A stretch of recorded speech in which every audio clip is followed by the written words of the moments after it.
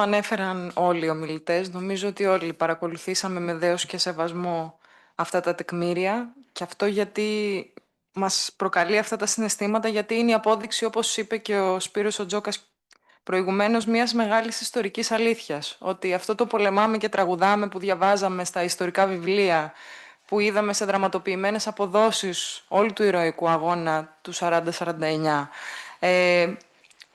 ό,τι έχουμε σαν γνώση για τα συγκλονιστικά αυτά γεγονότα, το είδαμε να παίρνει σάρκα και οστά, να παίρνει μορφή. Και αυτό δεν είναι μικρό πράγμα, το οπτικό τεκμήριο. Δεν μπορεί κανένας πια να το διαψεύσει, να το μειώσει, να το μικρύνει. Οι κομμουνιστές αντίκρισαν τους δημίους τους, που δεν ήταν μόνο οι φασίστες κατακτητές, αλλά και οι ντόπιοι συνεργάτες τους, και αυτό δεν πρέπει να το ξεχνάμε, με βλέμμα καθαρό, με χαμόγελο, με το κεφάλι ψηλά, με γροθιές υψωμένες, στο εκτελεστικό απόσπασμα, και ξέραν ότι λίγες στιγμές μετά θα τελειώσει η ύπαρξή τους, έτσι. Δεν τρέμαν ούτε σαν το ψάρι, ούτε τους κυρίευσε ο φόβος, το ατομικό, το μικρό. Είχαν συναίσθηση του σκοπού τους, είχαν συναίσθηση ότι πεθαίνουν για να ζει ο λαός νοικοκύρης στον τόπο του, είχαν δίκιο και το ξέρανε, και αυτό το δίκιο φάνηκε σε όλη την ακλόνητη στάση τους, στα χαμογελαστά τους πρόσωπα, στις γροθιές τους, την ώρα που μετρούσαν τις τελευταίες τους στιγμές.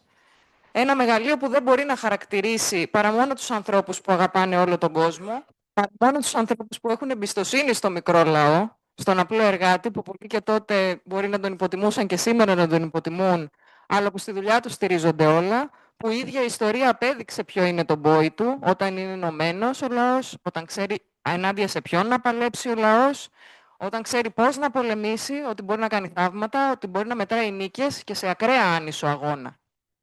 Ένα μεγαλείο ξένο με την κοινωνία του κέρδους, με την κοινωνία που μετρά τη θυσία των 200 κομμουνιστών σαν εμπόρευμα προς πώληση, στο μεγαλύτερο πλειοδότη.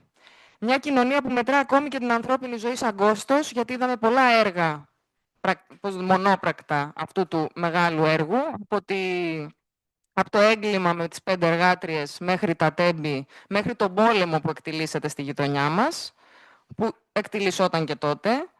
Μια κοινωνία που γεννά και θρέφει το φασισμό. Δεν είναι κάτι σαν παρέκκληση από αυτήν, όπως ακούστηκε σήμερα. Δεν είναι κάτι ξένο, όπως δεν ήταν κάτι ξένο. Και αυτό οι κομμουνιστές το ξέρανε και το πολέμησαν βία, στη βία που τους όρθωνε. Και καλά κάνανε. Αυτά δεν είναι άσχετα με όσα συζητάμε σήμερα. Εγώ τα αναφέρω γιατί η στάση που κρατάμε σε αυτά πιο πολύ, και όχι ο συγκινησιακά φορτισμένος λόγος που μπορεί να είχαμε όλοι μας το βούρκωμα, είναι αυτά που κρίνουν αν τελικά τιμάμε τη θυσία τους, αν τελικά λέμε όντως την ιστορία τους και αν συνεχίζουμε το δρόμο τους. Γιατί τα πράγματα που πίστευαν κάποιοι τότε δεν είναι πράγματα που πέθαναν τελικά, είναι επίκαιρα, γιατί βρήκαν συνεχιστές, γιατί δεν σβήσανε τον αγώνα τους και τον πολιτικό τους φορέα, ούτε αντεπαναστάσεις, και γιατί πραγματικά ο αγώνας τους σήμερα φαίνεται πιο επίκαιρος και πιο ζωντανός και πιο αναγκαίος από ποτέ. Και αυτός είναι ο δρόμος που πρέπει να χαράξουμε. Αυτή η ιστορική μνήμη που συζητάμε σήμερα είναι φυλαχτό για μας και δέχεται πόλεμο, γιατί δεν συμφέρει την κοινωνία αυτή που ζούμε. Δεν συμφέρει αυτό που λέμε σύστημα. Και δεν συμφέρει να είναι χαραγμένη στο μυαλό και στην καρδιά όλων των εκμεταλλευόμενων. Δεν είναι τυχαίο που την ιστορία αυτής της περίοδου δεν τη διδάσκονται παρά μόνο όσοι έχουν πάρει την ανάλογη κατεύθυνση και από συγκεκριμένη σκοπιά. Δεν είναι τυχαίο που δεν έχουν δει πολλοί μαθητές σήμερα τον όρκο του Ελασίτη πλάι-πλάι με τον όρκο του Τάγματος Φαλίτη, για να καταλαβαίνουν πραγματικά αυτό το χάσμα των δύο κόσμων, το οποίο ανέφεραν κι άλλοι. Γιατί ο Ελασίτης ορκιζόταν στον ελληνικό λαό και τη συνείδησή του ότι θα αγωνιστεί ως την τελευταία σταγόνα του αίματός του για την πλήρη απελευθέρωση της Ελλάδας από τον ξενικό ζυγό, για την περιφρούρηση των συμφερόντων του ελληνικού λαού, για την αποκατάσταση και κατοχήρωση των ελευθεριών και όλων των κυριαρχικών δικαιωμάτων του, ότι θα αποφεύγει κάθε πράξη που θα τον ατιμάζει σαν άτομο και σαν αγωνιστή του εργαζόμενου ελληνικού λαού. Και αντίθετα, ο Ταγματασφαλίτης ορκιζόταν στο Θεό ότι θα ακολουθεί πιστά τις διαταγές του Αδόλφου Χίτλερ. Αυτά δεν είναι για μουσιακή αξιοποίηση. Αν κανείς τα διαβάσει, αν κανείς τα δει, αν κανείς έρθει σε επαφή με τα ιστορικά τεκμήρια, καταλαβαίνει ποιος πάλευε να σώσει όχι μόνο το σπίτι του, τη μάνα του, τα αδέλφια του και τους αγαπημένους του, αλλά έβαλε το δίκαιο όλου του κόσμου και του διπλανού του μαζί και δεν δίστασε να δώσει τη ζωή του, και γιατί δεν δίστασε να δώσει τη ζωή του, και ποιος πρόδωσε την πατρίδα, ποιο κράτος, ποια κυβέρνηση, ποιος που μιλάνε τώρα για πατριωτισμό, που ήταν όλοι αυτοί που ήταν αυτοεξόρεστοι στα Κάιρα και αλλού. Και ποιος τελικά μπήκε μπροστά και έχισε το αίμα του και επειδή έχει δεσμούς αίματος με το λαό, συνεχίζει να υπάρχει. Αυτά είναι κρίσιμα διδάγματα σήμερα, γιατί κάποιοι μιλούν για πατριωτισμό και μας λένε ότι ο πατριωτισμός είναι να έχουμε ισχυρούς συμμάχους. Ότι ο πατριωτισμός είναι να κάνουμε θυσίες για τα κέρδη της πολεμικής οικονομίας. Ότι ο πατριωτισμός είναι υποταγή και να σκύβουμε το κεφάλι.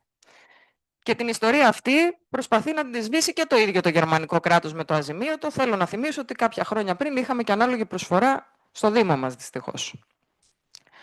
Το θυσιαστήριο της Λευτεριάς όντως διδάσκει. Και το τι διεκδικούμε σήμερα, επειδή ακούστηκε και από τον κύριο Μιλτσακάκη αυτό που ακούστηκε, έχει σημασία. Γιατί η μνήμη αυτή μας ανήκει, ανήκει στο λαό και δεν είναι εμπόρευμα και αποδείχθηκε και από το γεγονός του ποια στάση άσκησε όντως πίεση στο κράτος και την κυβέρνηση να αναλάβουν την ευθύνη για αυτό που λέμε ιστορία και να μην παραιτηθούμε από αυτήν. Ποια είχε αποτέλεσμα και ποια δεν είχε.